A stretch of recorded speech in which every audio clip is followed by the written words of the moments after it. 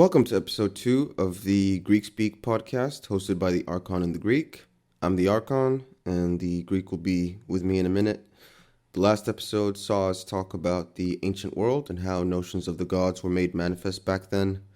For today, we're going to dig into a more narrow subject that concerns some very well misunderstood concepts about the unseen realm, namely that of the soul and the spirit. So, without further ado, let's get things started. Godspeek has no political, religious, or commercial affiliations and is solely managed by myself, the Arkon. So, I hope you enjoy our upcoming talk, and thanks again for listening.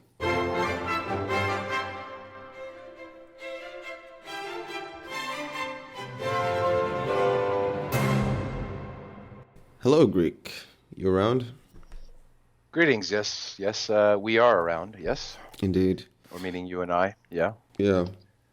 Well, for episode 2, we're going to examine one of the more fundamental ideas of esoteric knowledge, which is that of the spirit and the soul. I think those are words that most people are happy to pull definitions from out of thin air. Either they just make something up or they parrot something that they heard in pop culture or religion. And I think it also seems lost on people why the distinction even matters. So we're going to look at that and some of the confusion that surrounds them. But before actually looking at what the terms mean, let's just look at the history a bit. Why is the distinction between soul and spirit important at all when you have, entire schools of thought that seem to have done just fine for 2,000 years without feeling obliged to demarcate that difference? Is there a reason why spirit and soul can't just be whatever ethereal concept people claim them to be? Well, let's turn that question into a statement and leave it as that, right? Because that's what seems to be going on. And here, let me just take a little detour and then segue, and then we'll get back into this theme. Because the mindset, as I've said before, is very important. And here, let's give an example. Without even using the psychological term of schizophrenia or whatever, meaning dual-minded or dual duality, because let's even leave the duality out of it. Hey, let's just give a standard format critique of society. Generally, if anyone's heard any Greek speak in the past, I always state how, not directly but indirectly, how society at large, meaning almost every society, is anti-intellectualism.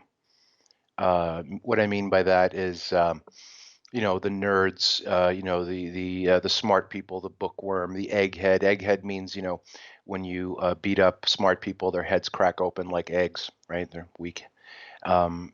It's generally an anti-intellectualism or anti-intellectual society.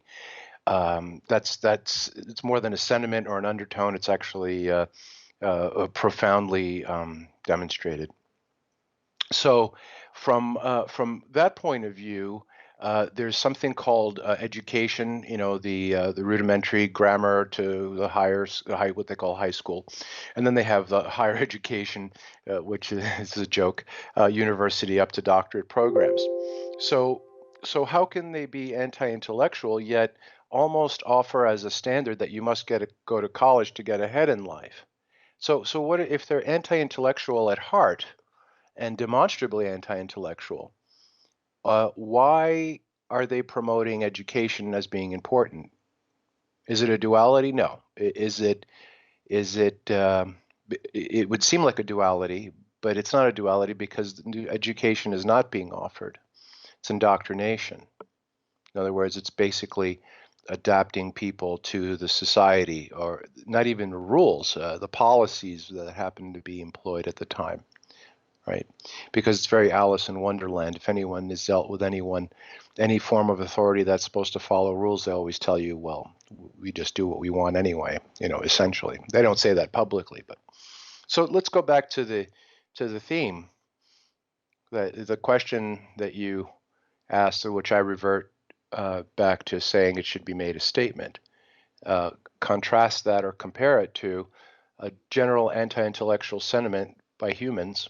Yet they say it's important to be educated. So is it duality and contradiction? No, because there is no education being offered. It's indoctrination. And actually, if anyone does a little research, universities are run by trustees and are funded and managed by the state, which is not the government, by the way. One day we'll talk about how the state and the government are two different things.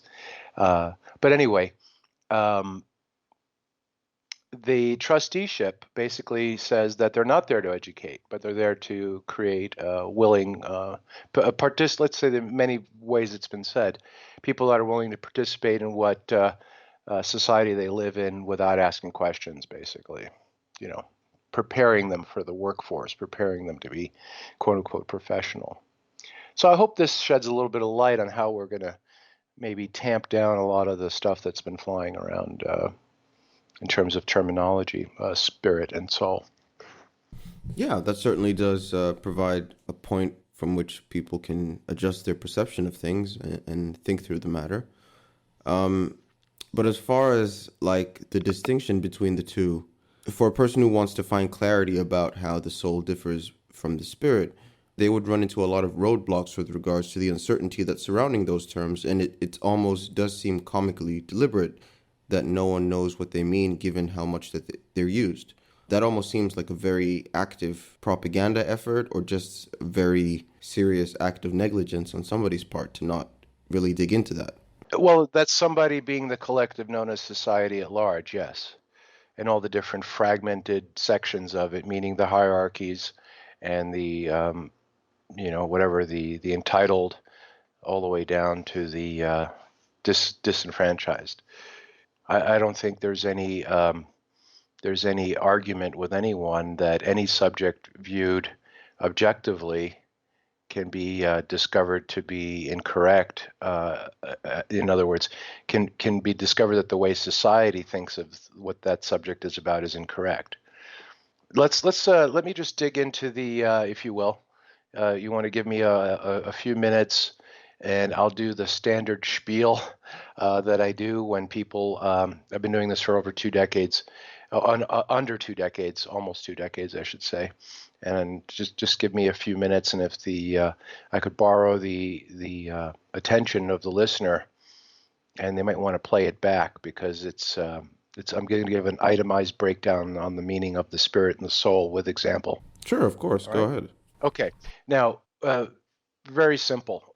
If you consider the use of the word spirit, soul, and let's include the body here, the carne, meaning the Latin for flesh or material, which is animated, we have to go back to how initially it was used or proclaimed to be used, and that's usually in what we call the ancient writs. Whether it's the various Hindi Puranas, the Quran, the Bible, even myths and fables, old Sumerian texts, the concept of spirit, soul, and body are constantly being used. So then we come forward into more modern times where you have literary works all the way from Shakespeare, up to Shakespeare, the Greek philosophers prior to Shakespeare, even to now where you have soul food and soul music. So these words are being bandied about. No one knows what they mean. When I say no one, I mean statistically, 99.999% of people don't know. Now, let's just take a very simple example that is actually the true way to look at it when you even look into other cultures. And what I mean is the Western culture has adopted the Greek and Latin basis for definition of words, especially in technical terms, medical and otherwise. In scientific, it's the Greek prefixes and the Greek suffixes. So we see there are 2 different words, the soul and the spirit. Very simple. Let's just define the soul and the spirit and the body very, very quickly, and then show how this is being used and how you are using it and what they really mean. The 3 aspects of it, we'll make the examples of the body very short because that's just the carne, the flesh, the animated material part that is animated by the soul and the spirit. So the word soul, when we refer to it from ancient texts and on, it's specifically used as a form of breath, something that is alive. And when we look at the Greek word pneuma, PNU prefix, We see it in technical uses as pneumatic, pneumonia, right? You'll see things that move air, meaning physical air movement, metabolic. Um, use the word pneuma and the prefix pnu in the Greek, and or atmos, right? In Hindi, it's atmos, by the way, for soul. Um, so when you look at the soul, it is clearly and the animated part of the body. In other words, it's your metabolism. It's not only the breath. Like, for example, if we take the biblical convention in the early aspect with Adam, the soul, the breath of the gods was put into Adam, and then he became a living soul. So to be a living soul, or to have a soul, it's not just breathing. And I'm going to emphasize this because in other places in the through the discussion we'll see that the spirit is also defined as the wind, and not to be confused. But the soul is not only the breath, but it's the metabolism of the body. Meaning, another example of the metabolism of the body would be all the involuntary functions in the body, which is like the heartbeat, the nervous system, the digestive system, circulatory systems, both lymphatic and blood and what have you. All of these things, you have functioning, which defines something as being living, whether it's an insect, a plant, a human, a dog, a cat. This is the soul. It's not simply the breath. But when we look at how it works, if you want to remove the soul from something, you suffocate it, right? Right, asphyxiation. You attack the breath part of it, and then the asphyxiation results in the cease of functioning of the other aspects of the metabolism or the soul, and then you the being is considered dead with no soul. Okay, so it's very, very simple. It's simply your breath. It starts with the breath, and it continues through the everything that we consider something to be alive, which is metabolism, whether it's a plant metabolism, insect metabolism, what have you. Now, let me give an example of it, because staying on this for a little bit without going to the definition of the spirit, I think, is helpful. So let's give a rudimentary example of someone jumping into a swimming pool. Their head hits the bottom of the pool. They don't come up, and the other bystanders pull the person out of the pool, and they're not breathing. Okay, so according to ancient writ, that person has no soul at this point because they're not breathing. And if they remain in that state of non-breathing, they will be declared dead eventually. So what happens is this person is brought out of the water, and somebody has the idea that they should try to resuscitate him, someone who is alive and breathing. So what they do is they perform resuscitation techniques where they open the mouth and they breathe in, work on the chest, so forth. They're putting their soul now, their breath, their nephesh, their pneuma, their atmos, into that body which lacks one, and invigorates that body to now be breathing on its own, and now it has its soul back, because it did lose its soul, right? But it didn't lose its soul in the way that one does, as is spoken of in society. That's why what I'm going to go through here is so contrast to what people think. It takes a little bit more review on what I'm saying, and even more examples. So now we have someone that has no soul, that got a soul from someone else, and now that they are revived after this revival resuscitation technique. Now they are a living soul on their own, because they're functioning. They can stand up now, and they're like, thank you very much. You see. So all of our souls are interchangeable. Well, a simple way to look at our souls being interchangeable is, guess what? We're all breathing the same air. If you have a dog, a cat, a dolphin, a cockroach, a human, a butterfly, or a snake in the room, all of your souls are interchangeable. Right? You're breathing the same air in that room, and you have a metabolism that works. And if one of you stops breathing, another creature could try to resuscitate by putting their soul into that other being. This is a very empirical, rudimentary definition. It's so shocking how simple it is. So I hope that I'm going to just pause there for a minute if you have any comments so far. Otherwise, I'll continue to the spirit.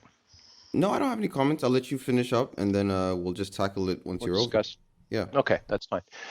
Now, the use is complex, the use of the soul, as you can imagine, because what does soul food have to do with that? Or that person's got soul. You ever heard, like in the Afrocentric artists, whether they're on the continent or Western Europe or in the Americas, they're considered soul music, soul dancers, soul food as a culture.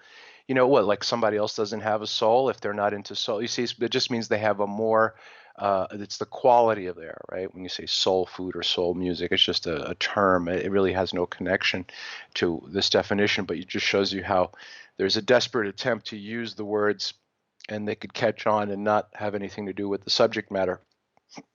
Excuse me. So if you take on that definition and go back and read the ancient Puranas, the Bhagavad Gita, the Bible, any ancient text, especially if you're a student of any of these things, you'll start to see things more plainly. So let's continue to the spirit. And again, the body, I'm not going to get into much, but it requires the soul to be animated, because once it stops breathing and the soul dies, then the body goes into chemical decomposition, right? So the spirit, what's the spirit? In a lot of in Arabic, it's the ruch, or in Egyptian ruch, ruach in Hebrew. I forgot what it is in the Sanskrit, but you'll have that a different word for the spirit, and in the Greek, it's the psyche, or the psyche, the psy prefix, the mind, and I'll explain why. So you have psychiatry, psychopath, psychotic. All of these things have to do with the mind. It's very interesting because the spirit is a immaterial, completely immaterial. There is no function that the spirit has that is anything like the soul at all whatsoever. It does not have any physical traits. It is purely what you call the personality of someone, the character of someone, and it's also purely the way information is handled, transmitted, qualified, and could be quantified also. So let's just do a simple analogy of the spirit. It's what makes you you. So what makes someone's personality them? The way they speak, the way they are, their character, their personality, the identifying element in a being. Even if you're raising cats or dogs, you'll notice they're like people in a way. They all have very different personalities because they have very different spirits, but they all share the same soul. Not the same soul in each body, but they're interchangeable, where the spirits are not. And we'll get into that later on.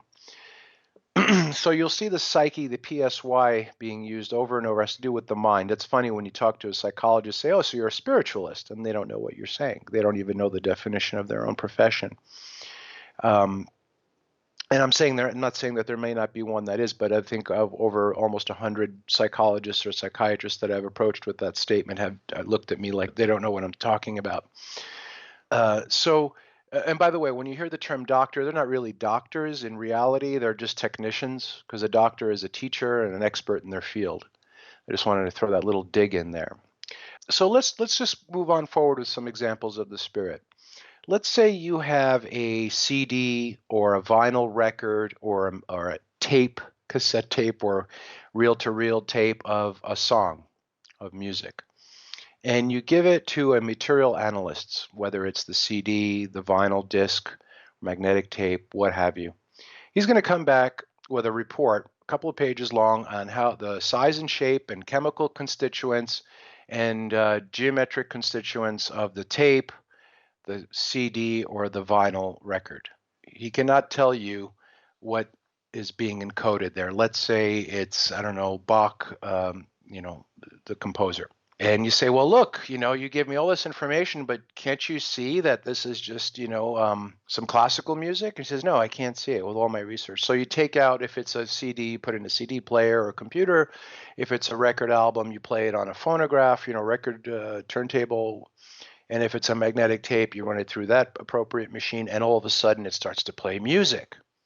Because now you have the spirit of the material information coming through what it was designed to be played through. So the spirit is completely intangible. So when you're holding, let's say, um, even one of these, well, now it's all MP3 players on the phones and computers, that is completely intangible unless you have an analog interface with it and you start playing the music. If you look at a music file in a computer, it's just bits and bytes. You can't tell it's music, well, unless it's, of course, identified as such in the labeling somehow, or you're familiar with the code, until it's played. And each song or track that you have from various artists or whatever sound different and convey different information. That's how the spirit is. The spirit is purely the mind. And by the way, the type of spirit that the humans and most creatures on the earth have is, in order for it to be animated or plugged in or working, you must have a living body and a living soul, something that is animated. So that is a simple definition. And by the way, if the spirit is removed from the physical body with a functioning soul, does the person die? And this might be a little advanced, but I can say no very confidently.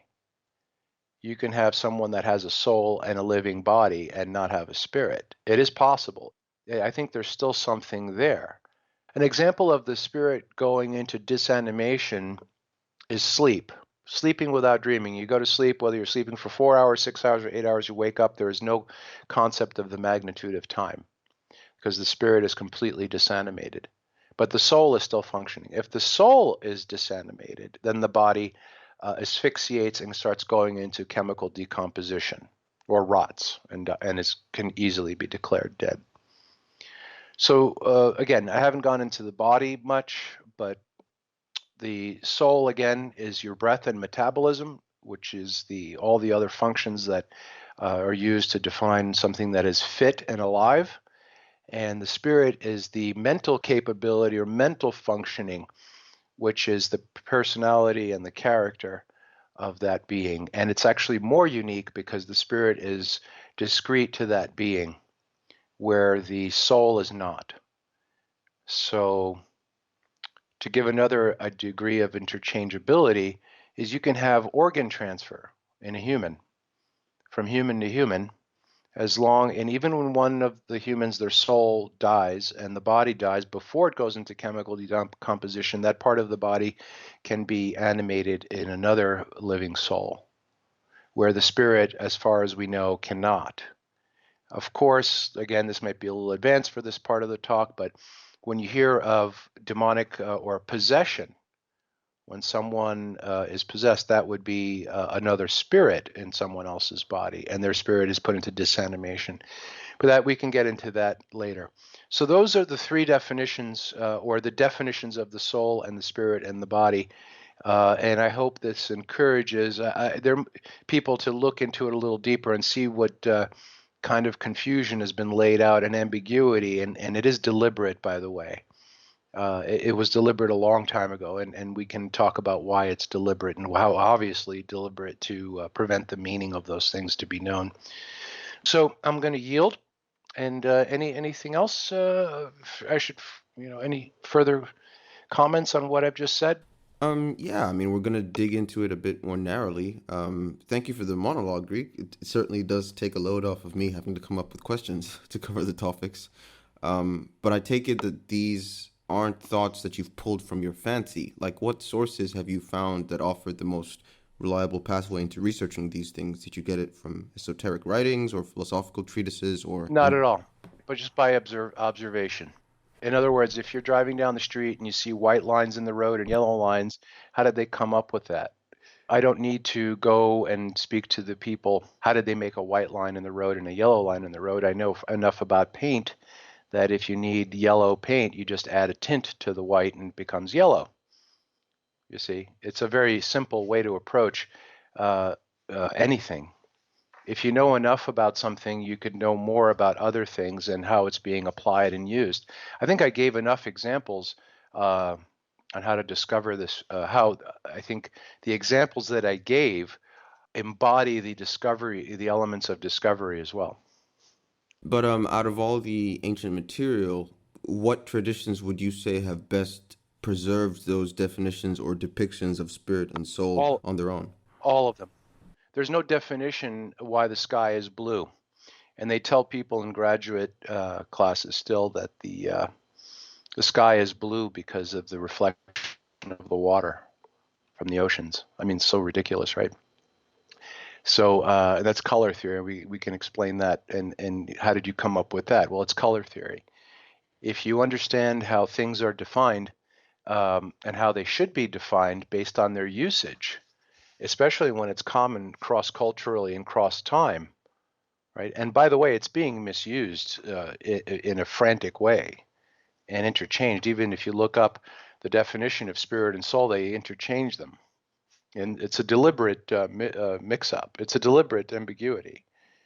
But I mean, I guess the way that someone might discredit that is to say, well, then this guy's just going off of anecdotal evidence and what he says is his own observation, which is somewhat subjective, and maybe it is intuitive what he's saying, but like, really? You didn't go to any Well, if they sources? discredited it, a simple way to discredit it is to discredit it at your own demise. And I mean, at your own willful ignorance. If you discredit it, you're welcome to discredit it. I invite people to consider these things, these examples, and what I just mentioned. I don't think well, 1% of the people that hear this will consider it, and 1% of those people will actually see it. And that goes with pretty much any subject matter. So this is not to get credit or anything or to argue about it.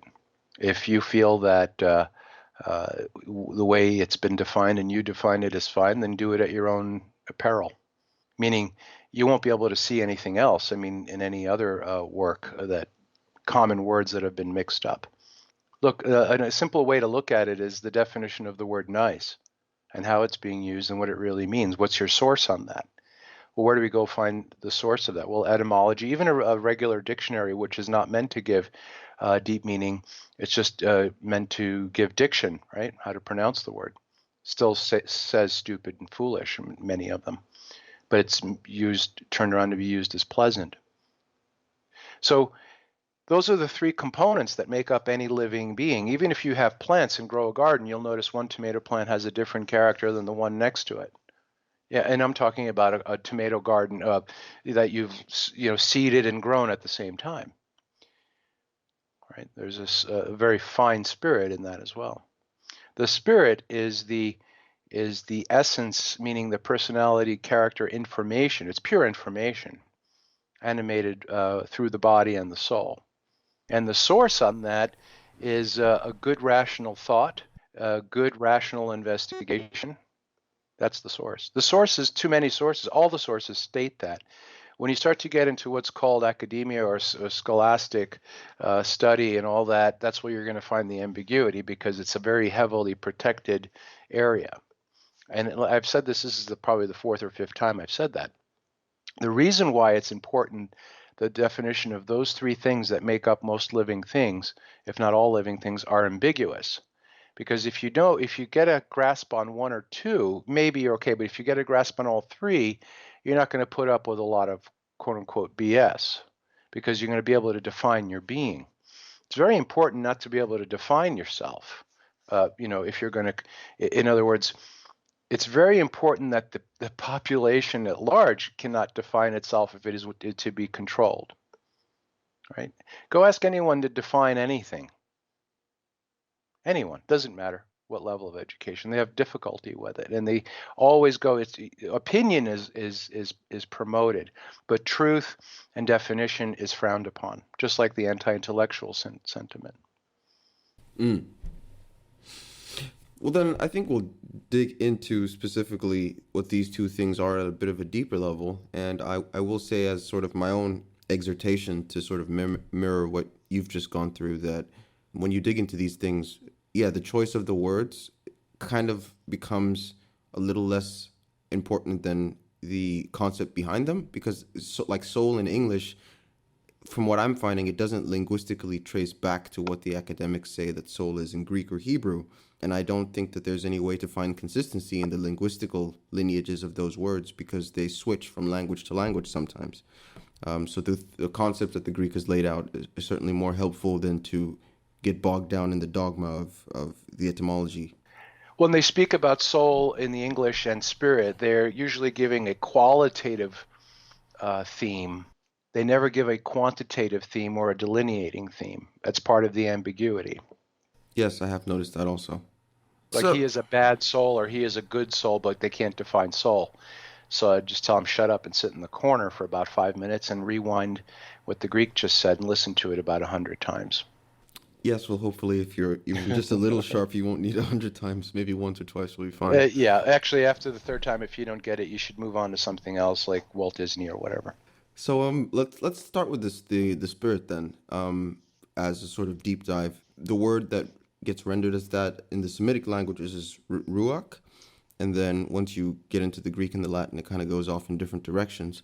Latin, I found, has two very similar words for spirit and soul, which is anima, which I found to be the life breath, and animus, meaning the mind. And I think that that created some confusion even for the Romans, because Cicero writes in one of his books, some would say the soul or the spirit is the anima.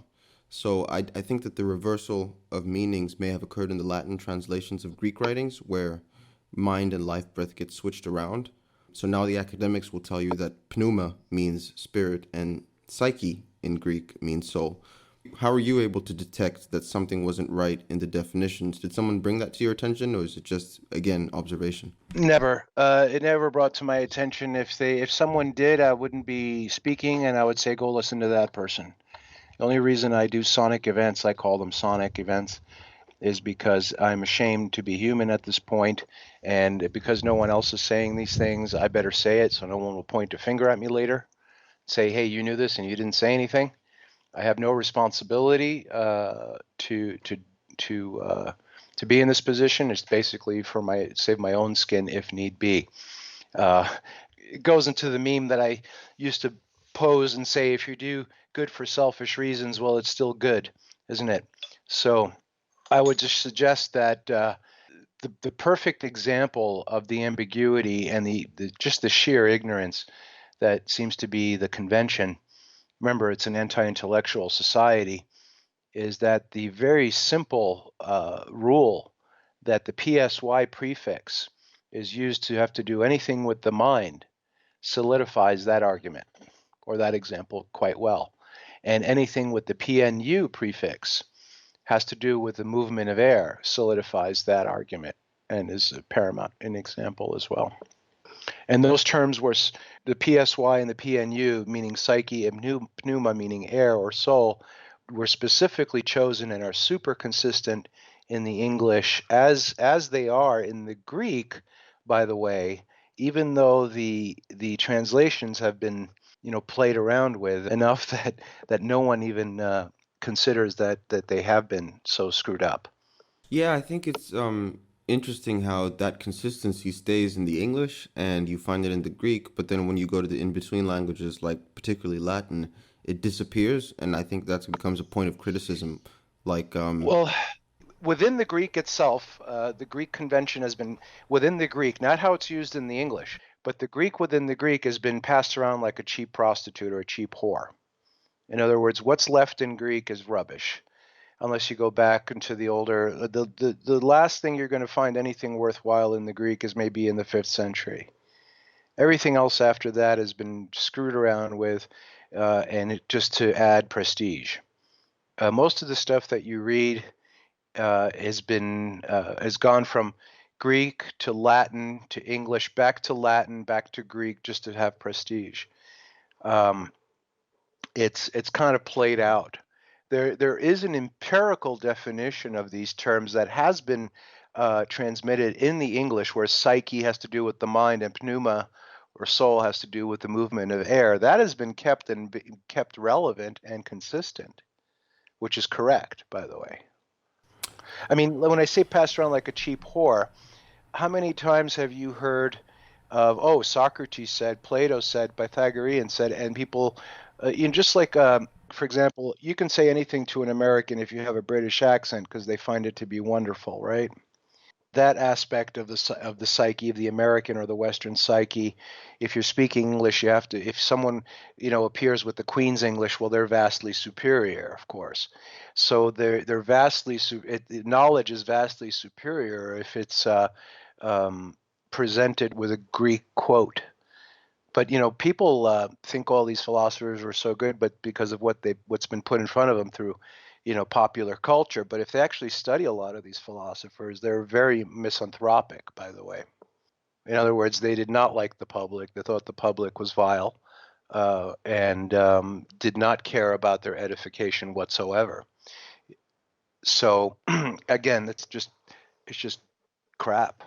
It's funny you should mention that how misanthropic some of the philosophers would be. We'll get into that a bit later because I found some interesting stuff on that as well. But yeah, so the Greek is what it is. In terms of the Latin, I found, based on reading commentaries and some interlinear versions of Virgil's writing, that yes, that the anima meant the mind, or what the psychologists call the psyche today. And even in languages like French and German, they have words for spirit that are synonymous with mind, like the French esprit, meaning mental faculties. But do you have any idea or inkling as to why sometimes things get very ambiguous in Latin translations? Like even the Bible is known for being notorious in its problems with the Latin Vulgate. Okay, let's just take the King James as an example. If anyone does their research, which is getting harder and harder as time goes on, I'll bring up when you say the Bible, I'm going to bring up the King James. King James was not even a king of England. He was called the king because he was the top man, but he was considered a regent. He had no nobility within the British crown system, and I'm talking about the crown then, not the crown now, which is different. He was Scottish, I believe, and he came in to fill in because there was a blank spot. He wanted to perform some kind of act that would drive a wedge between the monarchy and the common people. And that wedge was very simple. Instead of deifying the nobility and the royalty in England or the British Empire, let's make a cheap, a readily available version of the Bible. Notice not a translation, but a version that will be spread around and create not just have one Godhead, which would be the king or the queen, but we'll have another Godhead known as just God, right? God. We'll have God, Satan, a couple of demons, a couple of angels, and Jesus, and that's what we're going to throw a wedge, because the people had no access to this. It was in Latin. It was forbidden to study, right, prior to King James. So he did that as a project, and it was not just him, it was named after him, to drive a wedge into society that would never recover. Because when you have a common plebeian, common oaf, common quote-unquote citizen or subject that has no knowledge of the spiritual world other than some vague ancient superstition, they will always view their nobility and the royalty as their god. They may not say that's my God, but they sure give all of their, spiritual intent in that direction. So giving them a version, a really poor version, by the way, mixed up version with a lot of satanic quote unquote symbolism in it, to the people will drive a wedge that it will never recover from. And also drive a wedge into the emperor and to the Vatican as well, which, are malevolent institutions, like it or not, or know it or not. So was it a good thing? Yeah, it was kind of a good thing to drive a wedge, I guess. But is the King James Bible a good thing? No, it's not. It's a political tool. Now, I'm not going to get into what they did in the King James. They wanted too much. But, for example, how the Latin plays a role in this is they wanted to say formally and informally and statistically that their New Testament was translated from Greek text, and they couldn't find any. So they found the Latin text, which they translated back into Greek, which then they translated into English. So it's like making a copy of a copy and then another copy of that on different machines on different days as you're walking in the rain. So it's just really not good. But here's the thing. A lot of people have mentioned the holographic analogy of the biblical text. No matter how much you try to screw it up, if you're paying attention, the general meaning, the general correct meaning, not the specific meanings, but the general correct meaning comes through. Like, for example, if you read the King James as it is, without an interlinear, and without really looking to many definitions, you will see that what Judaism, Christianity, all the sisters of Christianity, the 1,000 versions, just to say there's 3 or 4 major ones, or whatever, or the versions of Judaism that are supposed to be in the Old Testament are all incorrect. None of them are based on the biblical text. They say they are, but they're not. So even if you just adhere to the King James Version, it would be a good enough reason to abandon what's known as the conventional religions, right? So that's what I mean about the holographic nature of it. If you actually go beyond the King James and do some study on the let's say oldest preserved texts, you will not only abandon any religion, conventional religion, but you will find it to be repugnant. I just wanted to put that out there because that's the moral of the story. Well, I mean, yeah, I feel like we got wrapped up in the Bible tangent. I didn't mean to overemphasize that. But in this case, I did want to also look at the way that, specifically before the King James, you had the Latin Vulgate just being such a wealth of disinformation that I think fed back into the King James also. There are certain words that, like the Lucifer Convention, it's so ridiculous that it even exists, but it comes up in the Latin from seemingly nowhere. And I think that plays into this idea of spirit and soul being interchanged, that something must have happened where people just weren't paying attention with that language. Right. Just because something has endured thousands of years doesn't mean it's true or correct. Right.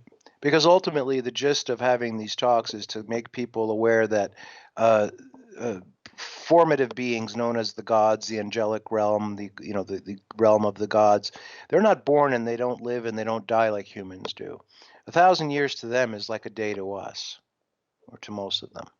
So if you screw up for a day, that's things being screwed up for 1,000 years. If you screw up for 2 days, that's 2,000 years. If you screw up for 3 days, it's 3,000 years, and so on and so forth. So things can stay screwed up for 100,000 years. That wouldn't be a big deal, right? So don't fall for that, right? What makes it easy to become misanthropic is that how the majority of the people on this planet, both that have lived and died and that are still alive and ones that aren't alive that are coming, do not so much as even lift a finger to consider anything that we've just brought up on this sonic. That's what makes it so easy to be misanthropic. Their sheer apathy, and they just revel in their ignorance because that's the norm, right? Just like if you went to an island of cannibals, that's the norm. So anyway, to go back to the Latin, I wouldn't lean heavily on the Latin at all, because the Latin goes in many directions. It's very secular. It's used in art. It's used in the quote unquote legal system, because it's designed to confuse, right, and deceive. And it's part of the Roman Convention. And the Roman Convention, if one objectifies Earth history, is a very small aspect of it. The Near East and Far East and non-Latin European is far more influential on human society than the Roman Convention. It just seems to be the most propagated one at the moment, and for the past couple of 100 years, let's say, or more, let's say 500 years. Again, which if you learn to think in 1,000-year swaths of time, you'll see things more clearly also. Well, let's wrap up the subject of the spirit just by looking a little bit at what the Semitic literature says about it as far as Ruach. So on one hand, you've talked about Ruach, or the spirit, being related to the mind or the person themselves, but you can't really avoid the parallelisms in languages like Latin, Hebrew, Greek, and even the Proto-Indo-European, where the spirit, and you did mention this, all have this sort of air-related inflection, right? So it's not just a cognitive thing.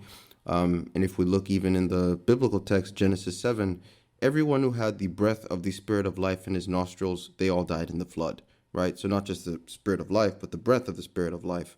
I know in the New Testament, the Christ talks about the the wind a bit, and as far as the power of the Most High God being something similar to that. Can you expand a little bit on what the relationship is between the ruach and the wind? I've never really been able to put that together. Well, the wind, it's very simple. There's something in the New Testament where Nicodemus approaches the Christ, and there's something about being born again, not of woman or flesh, but of the Spirit, which is like the wind. It's like the wind. Many times people get confused, where it says, his hair was as white as wool. It wasn't like wool. It was just as white as wool, right? So it could have been straight hair. We don't know. It's just the color. So the comparison of the wind is in ancient times was that you don't see the wind, you just see its effect. It's kind of like the radio waves in the ether, which are penetrating. They're penetrating waves, right? Whether you're either side of the wall, your cell phone will receive, or television or radio, right? They're penetrating waves, right? You don't see them or feel them, but when you have the proper device, it will animate that, and you'll get the information that is penetrating along with that wave, right? The spirit is very much the same way. It's a thought form. It's information. And for example, you have a creator who created all things. So the spirit that went behind into making the mountain or the ocean is a different spirit that went into making man or the fox or the wolf or the elephant, meaning a different mindset. Imagine someone who has 10 different hobbies with 10 non-related unrelated things. There is a different mindset with each one. You can have a hobby of playing tennis, miniature trains, aquarium, fish, growing fish, and those three things are completely unrelated. But you're the same spirit with a different spirit when you're applying a different part of your spirit with the spirit of the miniature train, the aquarium, or the spirit of playing tennis. You see the word being used in that intangible, ethereal way. I'm saying ethereal because it's intangible. We don't know what it is, but we see its effect. So you see things the spirit of, right? You could add anything to it. You'll see it used in English language constantly. In the spirit of such and such, right? It's a mindset. When you say that, it relates to a particular character, a particular personality, a particular way. It's just like you can walk into a record store. If you took all the sleeves and all the labels off the vinyl and stacked up all the vinyl records from floor to ceiling and the whole back wall, they're indiscernible from each other until you play them. You need a labeling on them, right? And an album cover to see what's inside. But even if you remove the labeling, that doesn't change the spirit. It doesn't change what's been recorded on them. Yes, I follow you there. I've also noticed, just to wrap up on this spirit topic, that the ruach also gets used to talk about people in emotional terms sometimes, like Numbers 5, like if a spirit of jealousy passes over him so that he's jealous of his wife, blah, blah, blah. Now it seems to be referring to a ruach that is almost like external, that comes in and inflicts an emotional or psychological condition. Like, what's that about? Well, a spirit would be a spirit. Like, for example, the Most High God is a spirit. The angels are a spirit. But, if you said an angel came by and gave him that kind of feeling or emotion, you'd say it was an angel, right? But an angel is a spirit, but we don't consider him as such because he's not a multi-purpose. He's a spirit like a postman. He just delivers messages, right?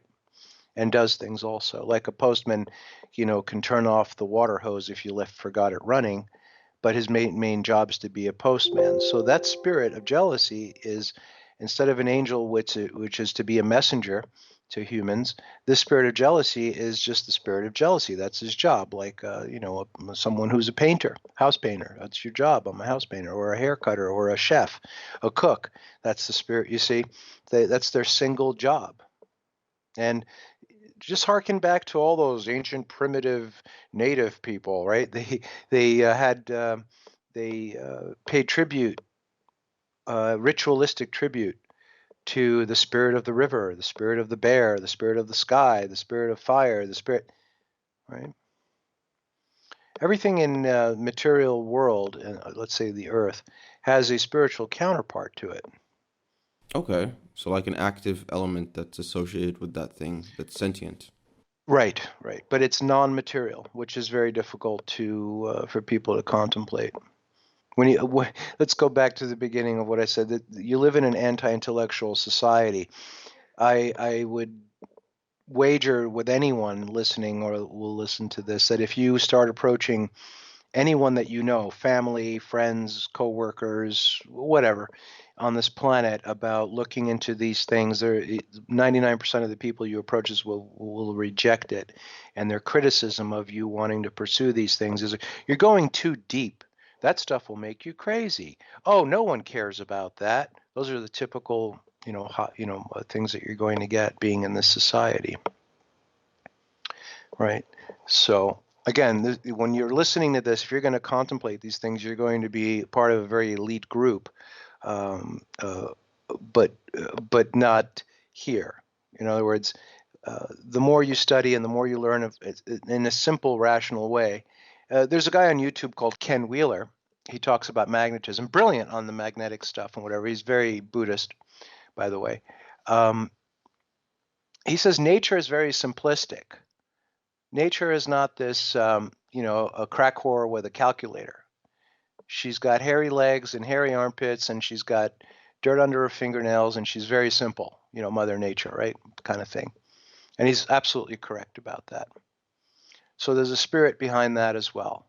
There's a spirit of simplicity. There's a spirit of wisdom. I don't want to even say the word Sophia because the Gnostics have overused it. Talk about a group of, you know, people that tried too hard, right? The Gnostics. But anyway, they have no knowledge. That's the interesting thing of it.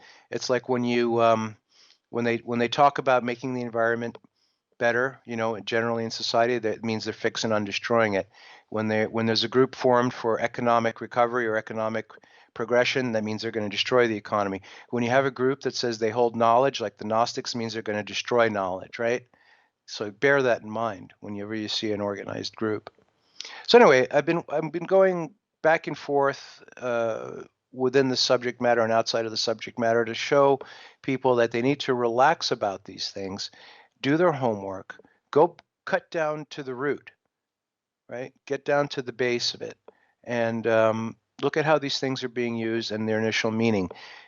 If you're Christian or Jewish or any of the major religions, you think there's only one God and one angel or two couple of angels, sorry, because there are a few mentioned, and a Messiah, and that's it. It's really lonely with a lot of tumbleweeds and stuff. You've been deceived. The spiritual world, yes, I said spiritual world, the non-corporeal beings as we consider them to be what is corporeal or physical, is, if not trillions of millions and billions of times and trillions of times more populated than the physical world. It is extremely dense. In other words, if you could see into that world, the sky would be blacked out. That's how many beings would be over us. And if you're in let's say, a regular sized room, if you were to see in the spiritual room, it would be shoulder to shoulder, completely full from floor to ceiling, from beings that are a millimeter tall to beings that are 10 times taller than your house outside. This is not a time for people to be aware of these things because contemplating this does not help you in this existence right now. Well, cool. Let's move on to the soul aspect as far as looking at a few things more pointedly. So, yeah, there seemed to be consensus in ancient Greece that pneuma refers to air-related phenomena. Mm-hmm. In Stoic philosophy, they claimed that the pneuma was this active generative principle that organized not only the human being but the whole universe by structuring matter. I don't know if they went overboard with that, but I did want to ask, like, what you know about that idea, because it's a reoccurring motif in fantasy narratives that the biological world draws some kind of sustenance from like a global life stream, and I'm wondering if maybe there's a connection there. Well, the problem with looking into that is how well are you versed in ancient or classical Greek? And if you say no, then you're subject to the versions that are put out. Um, there's enough empire in the world that its intent was to control people by keeping them miserable. That also is part of the academic world. So there's no way you're going to get what the Stoics said unless you are able to find the oldest preserved document and delve into it in its original language. I assure you, 99% of the time, what's being given to you as a translation is not correct. It's corrupted for specific reasons. It's like, for example, reading the laws of your country and then watching your local, watching the news, BBC or CNN, to tell you what the law says. Completely different, right? Or what a lawyer will tell you the law says. They're going to take out the parts that they want, right, and leave out the rest. But in essence, what the Stoics did, like many other Greeks, they went on kind of, I'm not part of that tradition, but I like giving examples to illustrate and demonstrate the mindset behind the definition or the word or the subject matter. Very often in ancient times, you would read some of the philosophers. I can't give a specific example, but it seems to be a generality. They would give a metaphor and example, and then give a metaphor and example for the metaphor and the example, and the reader, if it doesn't follow to what degree the explanation has expanded into, will get lost. But in essence, to answer your question, I don't think they went too far. I think they just elaborated to the point where it overlaps the creative force which things were made. But the subtleness of defining it as air-related activity and the spirit being like the wind are completely two different things, and its analogy, whether it's by design or not, to throw off what these things mean, still exists, by the way. Because the spirit being compared to its action being like the action of the wind will very easily confuse a simpleton when he looks over at the soul being with air-related phenomenon. And when I say simpleton, I mean that in its fundamental sense, not as a pejorative. Okay, just a simple person, simple layman. Yes, right. And that's where, see, if you can confuse the simple layman, then you've succeeded, because 99% of the people have been brought up in a society where they just need to work, and if they don't work one specific narrow aspect of the society to get food and shelter, they're going to die. You see, that's a simpleton, right? That's the modality that most people have. And also the simpleton is very trusting and naive. So if a simpleton wants to know, let's say, about the stars, he'll go to an astrophysicist, and of course they're an astrophysicist. Of course they know, right? And if you study what they're saying, that's all bunk. Same with a doctor, same with a priest or a rabbi or a lawyer. They're all bunk.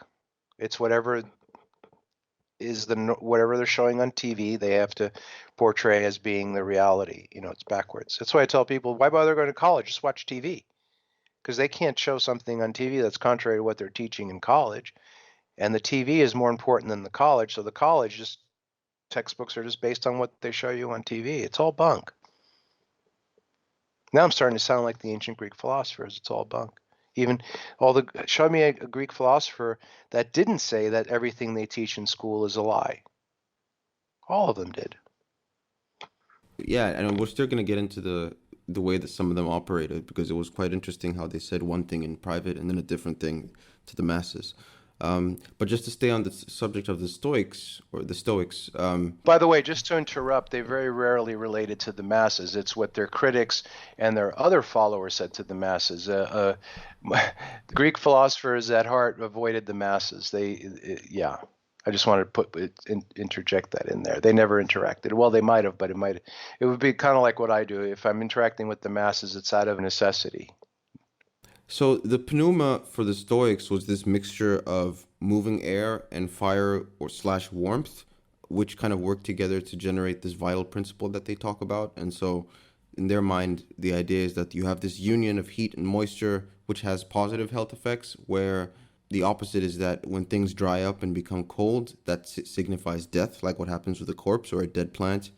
Like, do you know anything about that sort of wet, warm, cold, dry process to elaborate on that at all?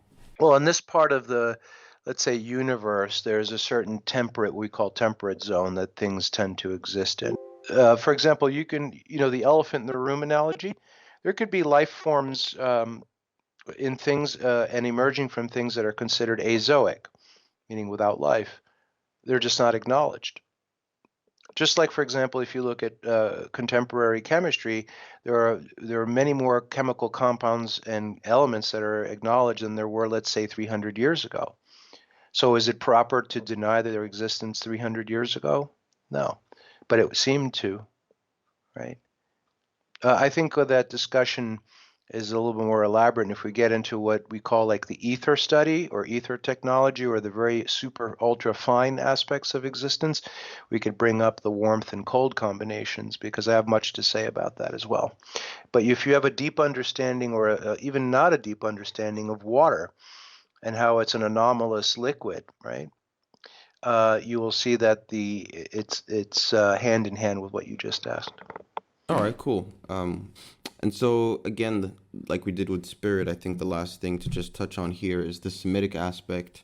When we turn to that usage, the word nefesh comes to encompass the soul.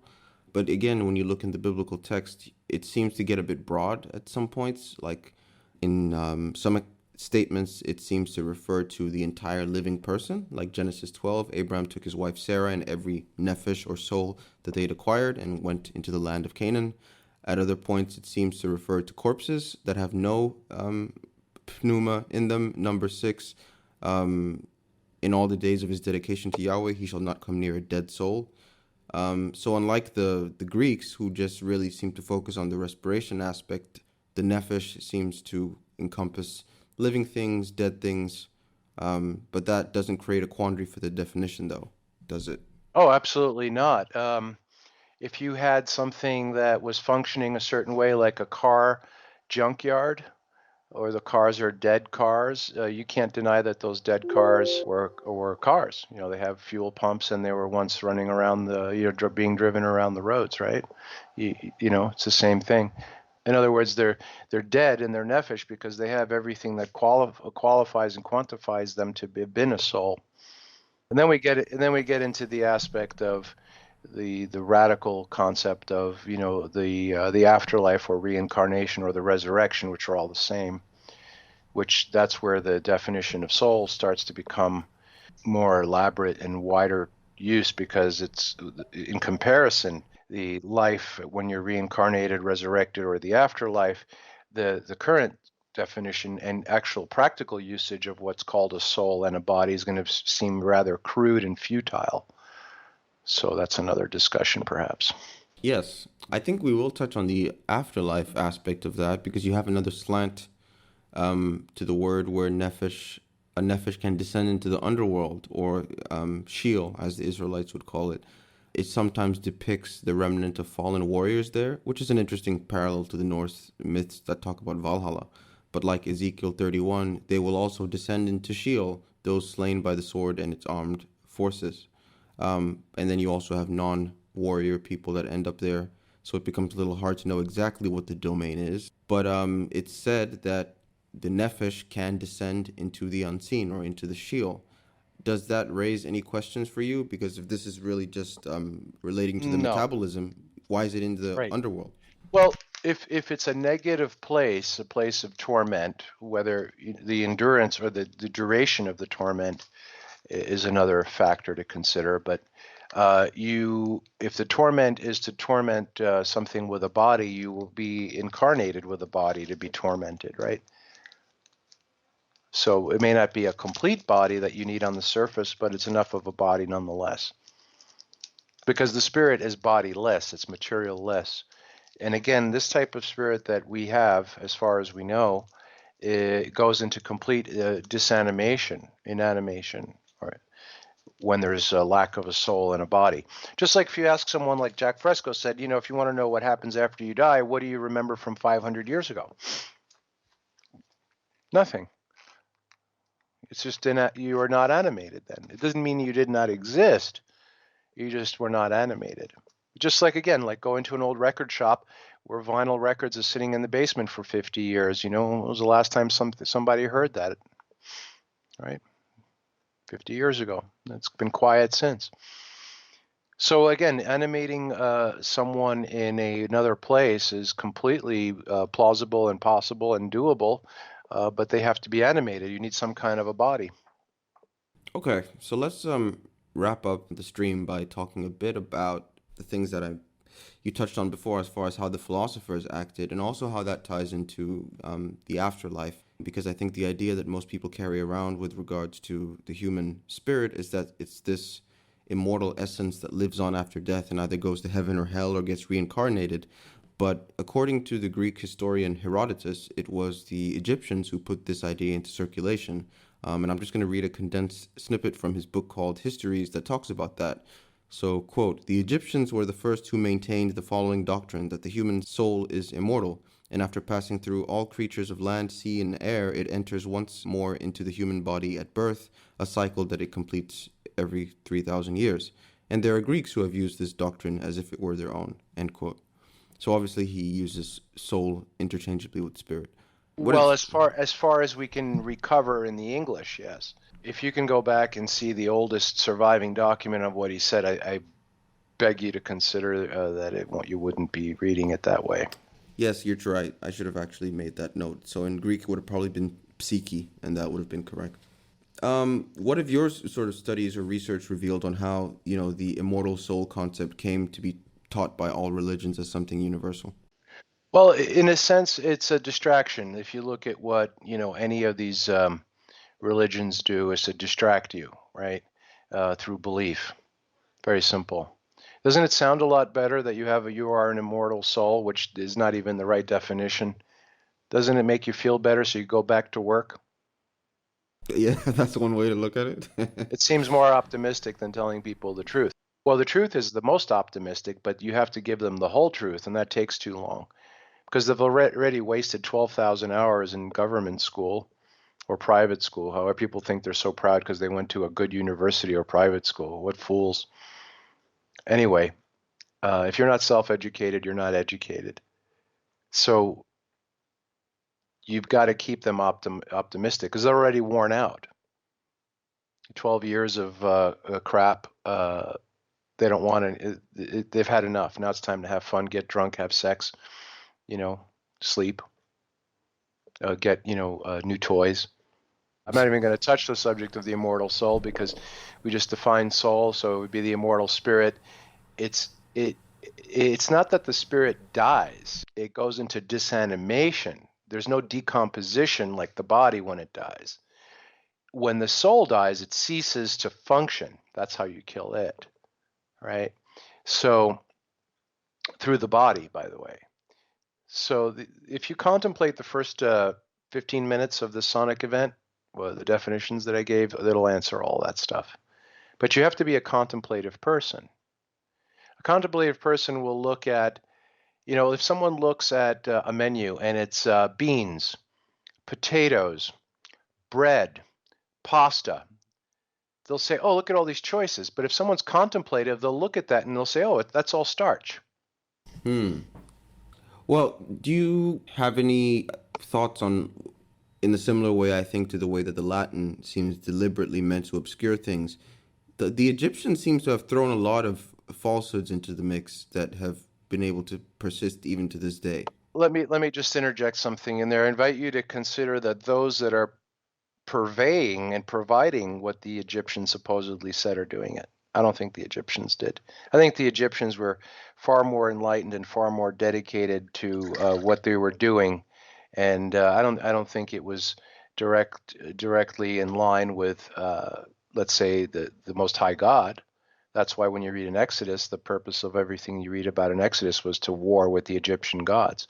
But I think the Egyptians had pretty much together. I wouldn't say that when you compare them to other societies, they wouldn't be considered moral or let's say, well, what do you justified? But they were correct within their own system. And if you look at it carefully, you'll see that they interweave between the lives of the gods and human lives and how they aspire to be like the gods, and all of a sudden they have an immortal spirit, you see, where we know later on that the spirit is not immortal. See, when the spirit becomes disanimated, it's just disanimated, but it can be destroyed. Like, in other words, you can have a computer I have several of them with hard drives that something in the hardware went bad and I can't access the computer if I take out the information on the computer. But if I remove the hard drive, I can animate the hard drive through another device and get the information. You see, that's what happens when you die or before you were alive. But what you can also do is corrupt and destroy that hard drive. Right? So is that killing? No, we're corrupting and destroying. So the spirits can be destroyed. Whether they can be destroyed while they're being animated, or while they're in the downloaded and disanimated, just like walking into a room that has files, computer files, on disks, and destroying that room. I Okay. wouldn't say it's killing the spirit, because the spirit, you cannot kill a spirit. It's either animated or not animated, and then it could be destroyed. It's information. Can you kill your hard drive? No, it's either animated or not animated, but you can destroy it so the information is lost. Yes. I follow you. And I also think it's worth highlighting this thing that you talked about a bit earlier, that the reason for so much confusion and obfuscation with regards to this subject is that the religious and philosophical leaders had a habit of lying to the common people or telling the truth only to the elites and not really caring about the masses. And I just wanted to quote a text from the Greek historian Polybius, which I thought was interesting in his book, The Histories, which is, quote, "It is the very thing which among other people is an object of reproach, that is, superstition, which maintains the cohesion of the Roman state. They have adopted this course for the sake of the common people. It is a course which perhaps would have not been necessary had it been possible to form a state composed of wise men, but as every multitude is full of lawless desires and violent anger, the multitude must be held in by invisible terrors and pageantry. For this reason, I think not that the ancients acted rashly in introducing among the people notions concerning the gods and beliefs in the terrors of Hades," end quote. So Sure, why not? Or yeah, a pandemic that, right, or viruses or terrorists, right? It's got to be a verb that becomes an adjective, which becomes a noun, and it's all fiction. Fiction, if you want to know the effects of fiction, well, set up a camera facing the audience at a movie theater and watch their faces while they're watching that fiction project, called a movie or a television, right? And imagine their whole life is in that position, kind of like Plato's cave, right? So it's all fiction. And again, it's been going on for thousands of years, which is no big deal. It's only a few days. I'd say about a week. You'll see. Here's the thing. I don't want anyone to believe what I'm saying because the Greek is saying it. I've actually disconnected relations with people, meaning communications and associations with people that I found out were just saying, promoting, well, the Greek said it, so it must be true. You've got to make it your own by researching and knowing these things. So if you believe in something because someone said it, you're in deep doo-doo. The reason why I say these things again is so people that are wise will file it away for a more pertinent time. Like, for example, if you look at 99% of all the world events, whether it's the quote unquote pandemic or economic or social changes that people are seeing in the pagan year of 2020, I've prefaced this in the past 10 years, all of it. Not specifics like it's going to be done this way, but all of the outcomes, including there will be no more of these conventional holidays, right? The economic system, all this other stuff. Just to interject this kind of current events, they're calling it about the new normal, for example. What you were living before was the new normal, because if you study real world history, quote unquote normalcy ended 150 years ago, and they've been putting on quite the show for the past 150 years. And now it's just like, why do we need, these people are so apathetic. And none of them really even spend a minute in their lives to research anything. They want someone to tell them what it means.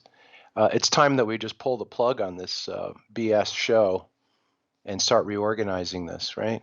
This is what's happening this year. And I've gone over this, and what the outcome is going to be is a focus on the Middle East and as the world hub of attention, which still hasn't come into fruition, but it will by what you call 2025.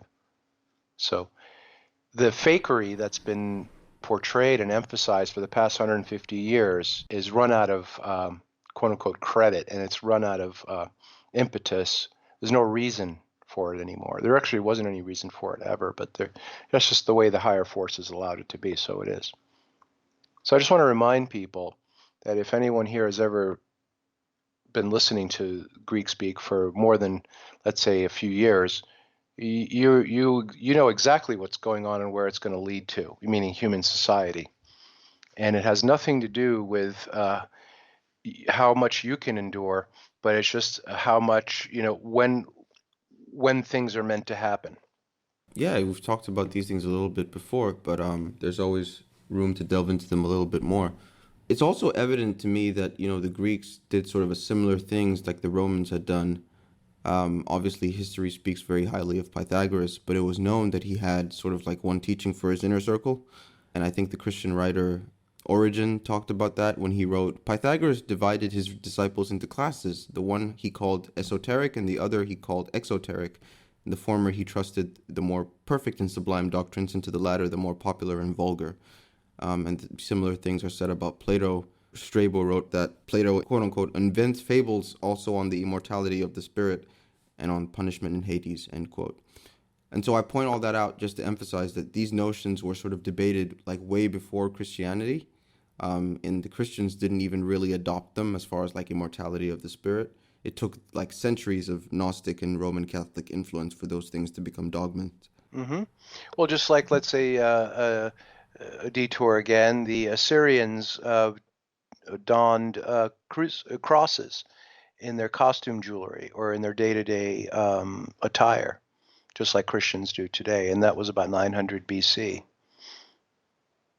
So it's just fashion, but some fashion it doesn't have to be a trend that fades. It's like look at for example in the automotive, I see some car companies are reviving like the style of cars that they were producing 50 years ago. So yeah, it's just recycled stupidity. But again, let me give you an example. The humans are not only anti-intellectual, but they like to shed responsibility and more from a moral point of view. For example, if you talk to an older person, I'd say most of the older people, if not all of them, that are supposed to be respected and have wisdom. Yeah, right. They'll tell you, well, I won't be around for that. So I don't care. I won't be alive for that, right? How many times have you heard that? Yeah. So there's no responsibility pretty much with anyone, whether it's moral, ethical, intellectual, that you'll find young or old. So it seems like there's a mindset, an overarching theme to society, because if you go to older people and you say, well, if we don't do something, the future generations will be, thus, they'll say, well, I don't care. I'm not going to be here for that. They almost always say that, almost all of them. If you find an older person that doesn't say that, it's extremely rare. So if you almost say that none of them really have any moral or ethical responsibility.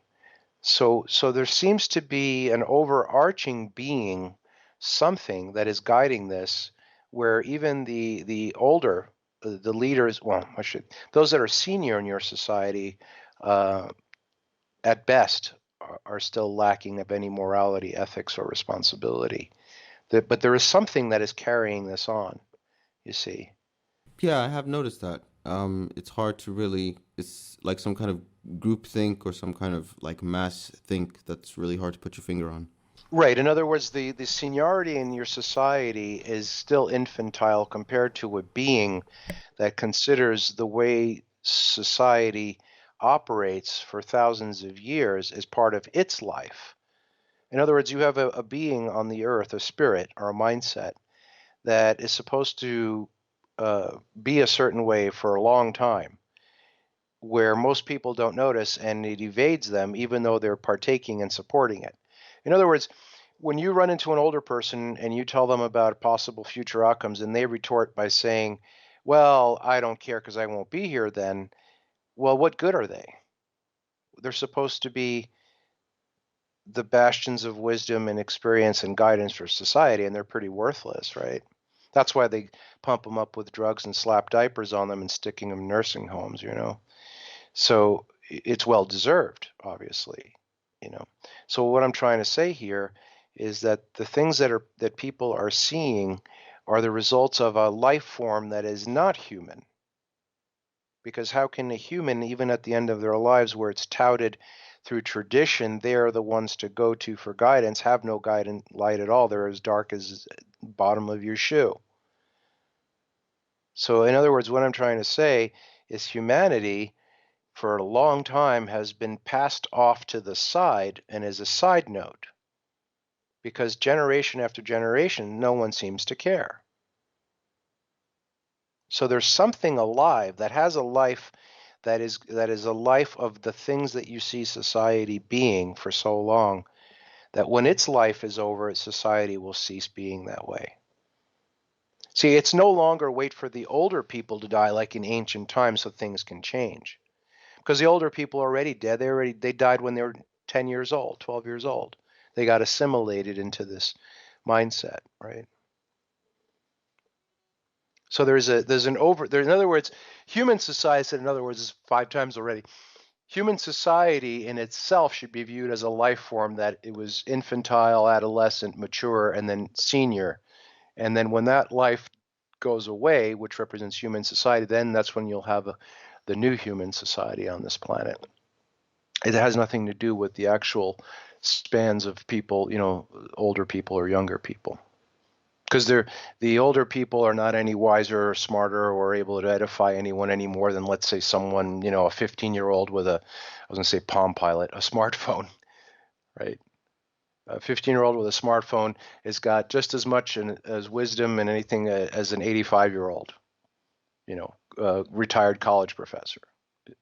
Doesn't know anything more than a modern 12. So it shows you that humanity has been brushed aside and made irrelevant when the elderly are in the way that they are. Yes, there is a certain melancholy in pondering those things. Mm-hmm. Yeah, so you're on your own, I tell people, and you've been on your own for a long time.